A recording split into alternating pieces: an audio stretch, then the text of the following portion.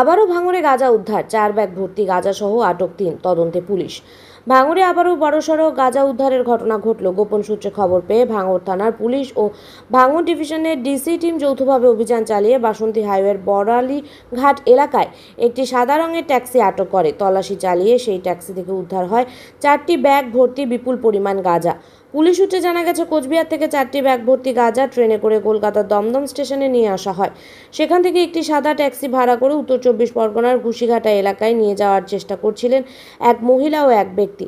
গোপন সূত্রে খবর পেয়ে ভাঙড় ডিসির পুলিশ টিম ও ভাঙড় থানার পুলিশ যৌথভাবে বড়ালিঘাট এলাকায় ট্যাক্সিটি থামিয়ে তল্লাশি চালায়।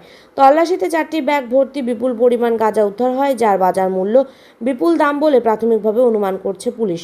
এই ঘটনায় ট্যাক্সি চালক সহ মোট 3 জনকে আটক করা হয়েছে এবং ট্যাক্সি গাড়িটিও আটক করে থানায় নিয়ে যাওয়া হয়েছে। তবে এই মাদক পাচার চক্রের সঙ্গে আরও কেউ জড়িত আছে কিনা তা খতিয়ে দেখা হচ্ছে এবং পুরো বিষয়টি নিয়ে তদন্ত করছেন ভাঙড় থানার পুলিশ।